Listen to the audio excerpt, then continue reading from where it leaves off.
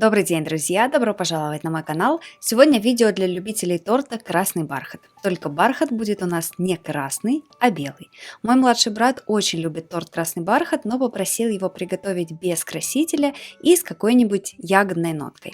Что, собственно говоря, я и воплотила, и процессом с удовольствием с вами поделюсь. Начинаем с приготовления масляного ванильного бисквита. В чаше соединяем 290 грамм муки, 1 чайную ложку соды и 1 чайную ложку разрыхлителя. С помощью венчика все хорошо перемешиваем до однородности, чтобы сода и разрыхлитель равномерно разошлись по муке. Пока отставляем в сторону. Очень часто вы мне пишете, что не всегда у вас получается бисквит «Красный бархат», поэтому сегодня я еще раз обращу ваше внимание на нюансы. Все продукты должны быть одной температуры. И масло, и яйца, и кефир заранее достаньте из холодильника. У меня сейчас температура 20 градусов. 20-21 градус – это оптимальная температура для взбивания сливочного масла. Следующий важный момент – обязательно используйте сливочное масло хорошего качества, с хорошим составом, и жирность я беру 82%. 170 грамм масла, 230 грамм сахарной пудры либо мелкого сахара, щепотка соли и немного ванили для аромата. Все это взбиваем миксером примерно 5 минут на высокой скорости. Очень важно хорошо взбить сливочное масло, чтобы в дальнейшем оно эмульгировало в себя жидкие составляющие для теста, яйца и кефир. Останавливайтесь, счищайте массу лопаткой со стенок и продолжайте взбивать. Неважно, в диже стационарного миксера вы взбиваете, либо в чаше ручным миксером. Масло должно хорошо посветлеть и увеличиться в объеме. Я взбиваю примерно 5 минут на максимальной скорости. Далее начинаем вводить яйца по одному. Каждый раз продолжаем взбивать примерно секунд 40, минуту на максимальной скорости. Обратите внимание, я добавила все яйца. Какая получилась масса? Гладкая, пышная, однородная, ничего не отсеклось, потому что хорошо взбито масло и продукты одной температуры. Просеиваем примерно половину муки и перемешиваем на минимальной скорости миксера.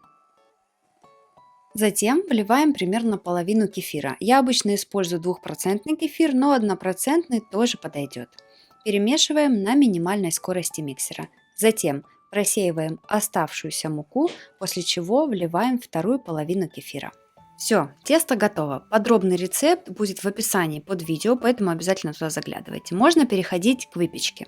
Тесто я делю с помощью весов на две равные части, получается примерно чуть больше 500 грамм, и выкладываю в кольца диаметром 18 сантиметров. Отправляю выпекаться вверх-вниз без конвекции 170 градусов, примерно 35-40 минут, но ориентируйтесь на свою духовку, готовность обязательно проверяйте деревянной палочкой, она должна выходить сухой и чистой. Кольца я сразу снимаю с противня и оставляю бисквиты в кольцах до полного остывания.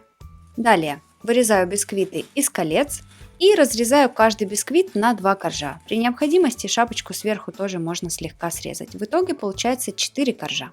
Далее приготовим ягодную начинку. У меня это будет малиновая конфи. Здесь у меня 150 грамм малинового пюре. Можно либо свежую, либо размороженную малину пробить с помощью блендера и протереть через сито, что, собственно говоря, я и сделала. Далее смешиваю 20 грамм сахара и 5 грамм кукурузного крахмала. Отправляю в пюре и перемешиваю с помощью венчика до однородности. Все комочки крахмала должны полностью раствориться.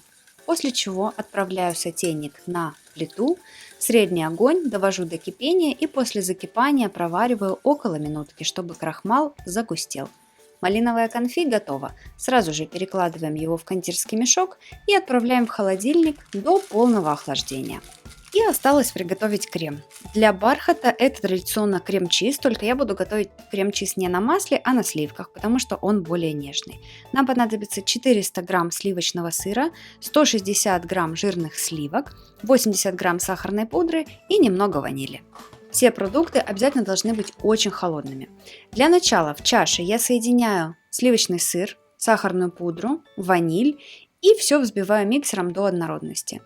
Недолго. Главное, чтобы разбить все комочки сыра, чтобы масса стала гладкой. После чего сливки я отдельно взбиваю до средних пиков, объединяю обе массы вместе и взбиваю на минимальной скорости. Если у вас есть проблемы с приготовлением крем-чиза на сливках, если он у вас не получается, либо жидкий, либо с комочками, либо расслаивается, у меня на канале есть очень подробное видео по приготовлению этого крема со всеми нюансами, ссылочку я оставлю в описании. Вот такой красивый, нежный, воздушный крем получается в итоге, и можно переходить к сборке торта. Я собираю следующим образом. Бисквит ничем не пропитываю, потому что он вполне самодостаточный, очень влажный, очень сочный, масляный. Крем я отсаживаю по спирали с помощью кондитерского мешка. И вот в эти бороздки между кремом отсаживаю также по спирали малиновое конфи. Собранный тортик упаковываю в ацетатную пленку, затягиваю кольцом, чтобы максимально ровная была геометрия. Сверху совсем немножко у меня крема осталось, буквально 1-2 столовые ложки. Выкладываю остатки крема, распределяю их по поверхности, затягиваю сверху пищевой пленочкой и убираю в холодильник. Примерно на 6-8 часов, можно на ночь, чтобы тортик хорошо пропитался и стабилизировался. Торт хорошо охладился, можно его распаковывать. Снимаем пленку, убираем кольцо, убираем ацетатную ленту. Вместо нее, кстати, можно использовать бумагу для выпечки. Это уже по желанию. И вот такой красивый, ровненький тортик получается в итоге. Диаметр 18 см, высота примерно 9,5 см, вес 1,5 кг вот в таком черновом варианте. Далее можно его выравнивать и оформлять. Для выравнивания используйте чиз на масле, либо любой другой крем, который вам нравится. Тортик я готовила для домашнего чаепития, поэтому покрывать и как-то оформлять его не буду. Но, конечно же, обязательно покажу вам его в разрезе. Вот такая красота получается. Я, честно говоря, очень люблю масляные бисквиты, как в классическом красном бархате. Тортик получился очень вкусным, очень нежным. Обязательно пробуйте, но я, как всегда, желаю вам удачи на кухне. Не бойтесь экспериментировать. Скоро увидимся!